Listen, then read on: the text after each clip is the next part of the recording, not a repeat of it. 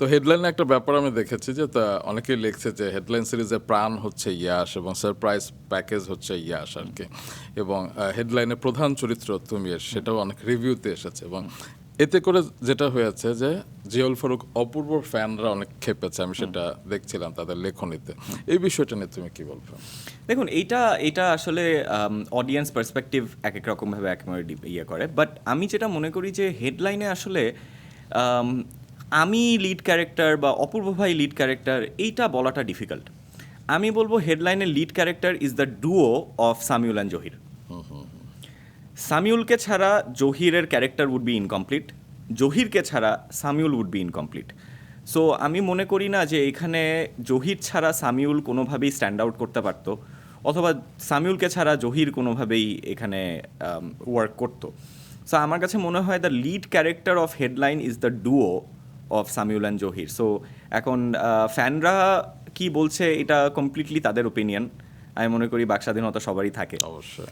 যে যেভাবে কাজটাকে পারসিভ করে। রোমান ভাই, আপনি একটা ছবি দেখবেন, আমি একটা ছবি দেখব, আমরা দুজনই যে ছবিটাকে একই পার্সপেক্টিভ থেকে দেখব বা একই জিনিস আমি ছবিটা থেকে টেক অ্যাওয়ে করবো তা কিন্তু না। সেটা আপনি একভাবে ভাববেন, আমি হয়তো অন্যভাবে ভাববো। সো একজন দর্শক দেখে একরকমভাবে ভাববে, আরেকজন দর্শক দেখে আরেক রকমভাবে ভাববে, তাদের মধ্যে ডিবেট হবে, এটাই স্বাভাবিক। তবে আমি থ্যাঙ্কস দেবো নির্মাতাদের এবং চিত্রনাট্যকারদের, কারণ তারা সেই ডিবেটটা উস্কে দিয়েছেন এবং দুজনকে আসলে এমন একটা প্যারালাল রোল দিয়েছেন, যেমন হেডলাইন সিরিজটা শুরু হয় তোমাকে দিয়ে এবং শেষ হয় অপূর্বকে দিয়ে আর কি। তো একটা ব্যালেন্স কিন্তু না, আমি ছিল। ওইটাই বললাম যে দুইটা ক্যারেক্টার যে কোনো আপনি দুইটা ক্যারেক্টারের যে কোনো একটা ফেলে দেন না হেডলাইন থেকে, হেডলাইন কিন্তু ওয়ার্ক করবে না।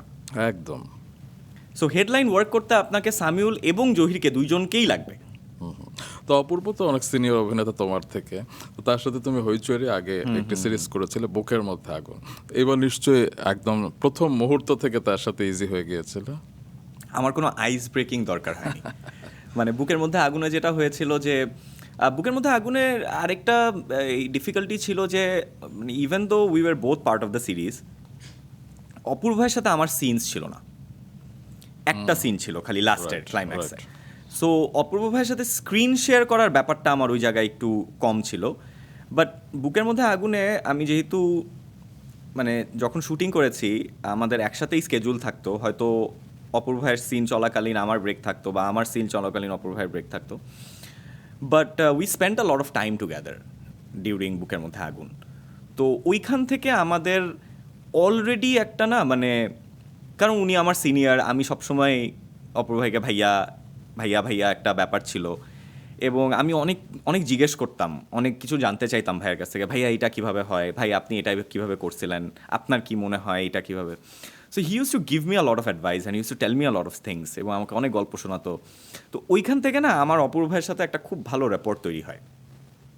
এবং আমার কাছে মনে হয় যে হেডলাইনে যে এই যে বড় ভাই ছোট ভাই যে ডাইনামিকটা, এটা এত সাকসেসফুলি ওয়ার্ক করার একটা মেইন রিজন হচ্ছে আমি আর অপূর্ব ভাই উই ওয়ার ভেরি মানে আমরা বুকের মধ্যে আগুন করে এসে তারপর আমরা হেডলাইন করছি। আমরা যদি অফ স্ক্রিন কেমিস্ট্রিটা আগে থেকেই ডেভেলপ ছিল, যার কারণে সেটা অন স্ক্রিন আমার কাছে মনে হয় খুব সুন্দরভাবে ফুটে